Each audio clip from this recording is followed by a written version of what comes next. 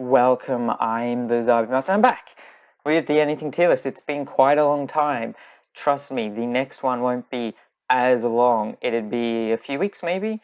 Not planning to do like 2 or 3 month gaps every time. I know in the previous one I said I'd want it to be a little longer, but I don't really want it to be this long, just so it doesn't happen as frequently, which is a good thing because, I don't know, just get too crowded too quickly, I suppose. Anyway, who cares? Let's get onto it. So we've got quite a bit to go through today. I'm going to start off with the human brain. So here it is, the good old human brain.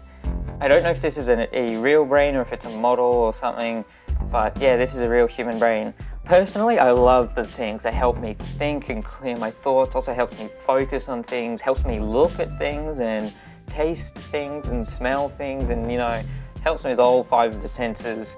It helps me collect my thoughts, make sure I know what I'm thinking about, but it also just fills me with random junk. Like, I don't care what the weather is like in Madagascar right now, but I am kind of curious. Apparently it is 20 degrees Celsius, obviously, in Madagascar. The whole country of Madagascar, or the capital city, I don't really know where specifically, because there's no way it's the same temperature in the entire place. It's a big island. What was I saying?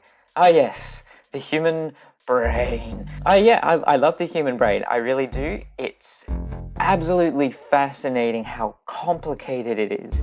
It's I don't even know where to begin. I'm not a neurologist, but I do know that neurology is one of the hardest subjects to cover. So it's really impressive if you study the brain, or at least how it works. But yeah, I think not only is it an epic thing to study, but also we all have one, or hopefully we have one. I mean, I have seen a few brain dead people, if I gotta be honest, who probably don't even have a brain. But yeah, I love the human brain. It has caused a lot of awful things to happen, which is not great, but I definitely think that the good things that comes from the human brain outweighs the negative, mostly because the human brain also has the potential to improve. It has the potential to be anything, really. But do I like the human brain more than my own channel? No, probably not. But I do like it more than 4G, so I'm going to move 4G over and chuck in the human brain right here. There you go, good enough. And I can't really be bothered putting 4G all the way on the other slide, so I'm just going to squish it down a little. I think that's fair enough. Next, fish out of water. Now, here's my question. Are you talking about a fish out of the water? Are you talking about the game Fish Out of Water, or the book Fish Out of Water? I'm going to guess you're talking about the game because it's a pretty old game and I'm familiar with it. I think that's what you're talking about, plus you would say a fish out of the water or something like that. But yeah, I'm going to assume you're talking about the game. If you're not talking about the game, then feel free to clarify it and I can fix it in the next video. But yeah, so here it is. This is the game Fish Out of Water. It's a mobile game made by Half Brick. If you didn't know, those are the guys that made Fruit Ninja, Jetpack Joyride, that kind of thing. I played the game when I was younger, and it's pretty nostalgic to me. It's not fully nostalgic because it's mostly just a faded memory. I don't really know how to describe the game. You kind of like launch the fish and it goes like in the water and bounces out of water like a dolphin. I just realized it says fish out of water, but 2 of the things here aren't fish. They're mammals. Am I saying that right? Anyway, yeah, I've got good memories of this game. I don't have any problems with it. It doesn't fill me with absolute excitement, but it doesn't fill me with sad frustrations either. I'm going to put it in high C, aka I want to move this stuff down and chuck that right there. Yeah, I don't have any problems with it. I think it's a good game. I have nostalgia playing it. And I mean, it was quite popular, not popular, but it was well accepted. Maybe I should put it higher. I don't know. I like cabinets more. Now, you know what? I'm going to move it. I'm going to put it in low B. I'm going to put it... Oh, that's decay. Yeah, I'll put it above decay. I like Fish Out of Water more than decay. I could play Fish Out of Water again on the channel if I wanted to, if it's available. It might not even be available. I don't even know. And last thing on your list, The End of Existence, which is also Mark's birthday. Here we go. Just as a reminder, all images I'm getting are from Google. meaning it's free Google stuff. Don't sue me, please.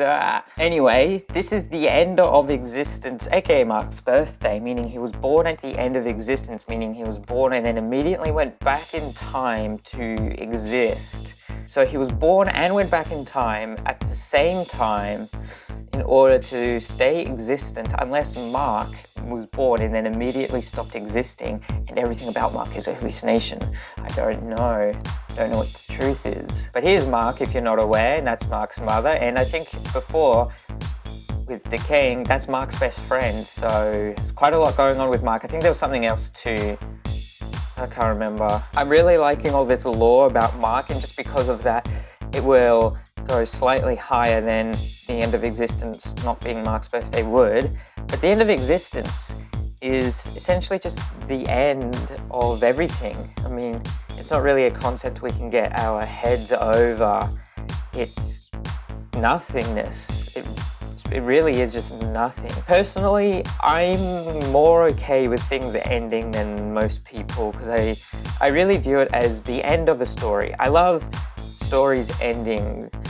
And although when everything ends, it's not a great thing because things existing is what we like, but eventually things do have to come to an end. It's the same thing about death with what I was saying. So the end of existence is a good thing because it means the story that was all of existence has come to an end. So it's a good thing in my opinion. It's a really good thing. Do I like it more than this stuff in A tier? Yeah, actually I do. I'm actually going to put this thing in S. And I'm not going to make space for it because I think I like 4G more. But yeah, I'm going to put this in S just because of what I was saying about things ending. I like endings. I like things actually ending, and the ending of existence is a good thing. Alright, next on our list is Undertale. Oh, Undertale. What a popular game. A lot of people like the game and have played the game, and it's a popular game. I have not played it on the channel, and 1000% I will, just whenever I get enough money for it, I suppose. But that doesn't mean I haven't played it personally. I absolutely love Undertale. I think it's a really unique game, but also just really fun and funny and difficult. Music is absolutely great. The art is amazing, and the fact that it's not a solo developer, but pretty much a solo developer, is just inspiring, really. I'm not going to get into too many details for Undertale, just to make sure I don't really spoil the fun for whenever I do play Undertale. So you're just going to have to trust me, I absolutely love Undertale. Alright, and there you go. Undertale is in A. I do like Undertale more than Cheese Wheeling. The reason why I'm not putting it that much higher is because the fan base is kind of annoying, and that's really the only downside to Undertale, if I gotta be honest. But yeah, I love Undertale. I really do. It's absolutely amazing. I love it more than Cheese Wheeling. I kind of forgot what that is. But yeah, I feel like this is a good spot for it. Next on the list is Dreamcore. Here is Dreamcore. I assume I know what you're talking about. I'm not familiar with the game itself, but essentially Dreamcore is a liminal space game on Steam. If you don't know what I mean by liminal space, think about like the Backrooms sort of thing where you've got a creepy sort of atmosphere or landscape type thing where, like, I don't know, an infinite car park or a, you know, the Windows XP hill but infinitely big, you know, that kind of thing. It's a game, and they turned that into a game which actually really looks awesome, and I can't believe I've never heard of this before because I love liminal spaces personally. But yeah, I've never heard of the game before. I haven't seen anything of it other than this and a little look that I did, a little brief look. Looks like a legitimately good game. I love liminal spaces. I probably would rate it higher if I played the game and knew more about it. So I do apologize for where I'm going to be putting it. I'm not going to be putting it anywhere low because it's a liminal space game. I think those are really impressive, especially if they're good. So I will be putting it in low B. I think I'm going to put it here in between Decay and what are they called? The main six, I think is what they're called. Yeah, I feel like that's good.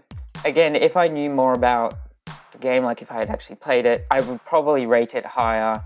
I mean, for all I know, there could be some controversy around it.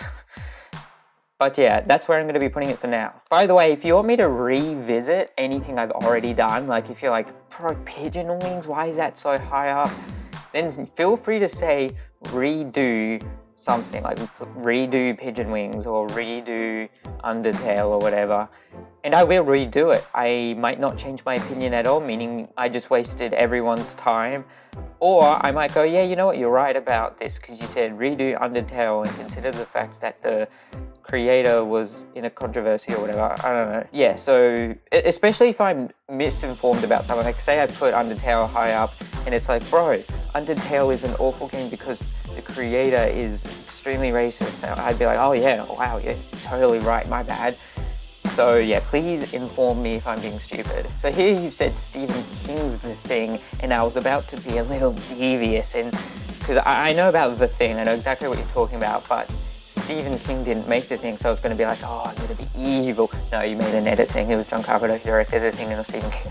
Oh, you're lucky this time. So if I got to be honest, The Thing for me is kind of like 2001: A Space Odyssey because I know about the film, I know the concept behind it. I'm not going to spoil the film. If you haven't seen it, definitely watch it. If you haven't seen it, it's absolutely amazing. I haven't seen it myself, so that's kind of weird that I'm saying that. But I definitely know about it. I know that's fantastic. It's set in Antarctica, which is already really cool. But yeah, it's a bit of a classic movie. But yeah, it's exactly like 2001: Space Odyssey for me in terms of how I feel about it, meaning I really like it. Everyone else really likes it, but I haven't seen it for no reason. I should watch it. I really should. So yeah, I like it. I haven't seen it. I know the general concept. I should watch it. I'm going to say the same things 100,000 times over until you get bored and leave. Okay, are we done? Whatever. Let's put this thing in. I'm going to put it, I think, above 2001: Space Odyssey, just because I think I like the concept of the thing more, but pretty much the same spot. Meaning cabinets is going to move on to the other slide. There you go. I've been doing a lot of moving. Like I move this down and move this down. I think I moved something else down and move this down, I think. And the last thing I will be adding is Jesse Pinkman from the hit show Breaking Bad. Now, are you ready for a new story I bet you've never heard before? I haven't seen Breaking Bad. Yeah, I know. It's a classic case of I need to watch it and I really want to watch it, but I haven't watched it.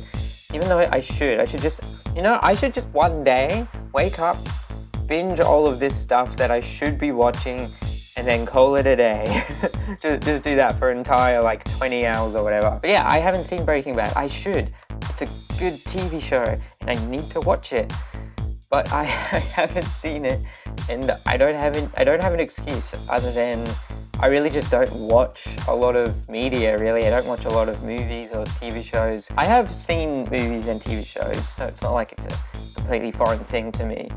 But I've watched a lot less TV shows and movies than I should. I don't know, I feel like I should. But yeah, this guy is one of the main characters in the show. Him and Walter White. I'm basically familiar with the show. It's about drug dealing or whatever. I don't know a whole lot about it. Just from the media or whatever that's popped up on memes or whatever. I don't know. But yeah, he's the main character of a really popular show. I mean, that in itself is good. He's a drug dealer, which in real life, don't do drugs. That's really bad for you. Not only is it bad for you, but it's illegal, so it's illegal for a reason. Now, I don't know what drugs specifically he does. I would assume he does meth. I think meth is the main thing, crystal meth. I'm not going to be talking about a whole lot of drugs. I just realized that's probably not a good idea for me. So I'm going to stop talking about them. I'm talking about the show, okay? Anyway, so yeah, drug dealers in real life, yeah, no. But in terms of the show, first of all, it's a show, so it's probably not real drugs. Time to put him in the tier list. I think I'm gonna, it's just, I just feel bad for the just vast amount of things that I'm gonna be I'm sorry, I just don't know. And so I just chuck it somewhere in the list and hope that that's a good spot. For me personally, I think I like Dreamcore more than Jesse. I'm not ranking the show Breaking Bad. That'd probably go maybe a bit higher. Oh, I don't know, okay? I think this is a good spot just because I'm not familiar with any of these four things here, but I think this is a good spot. I don't know, I'm just trying to think if I'm being stupid. Oh well, too late, I'm putting him there.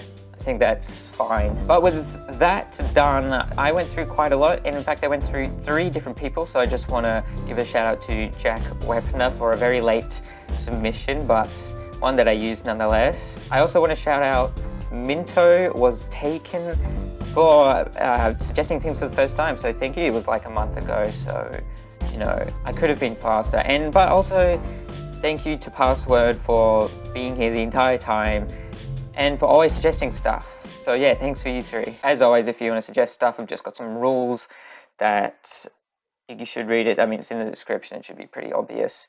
But yeah, I do hope you enjoyed that. Check out my other content, and I'll see you.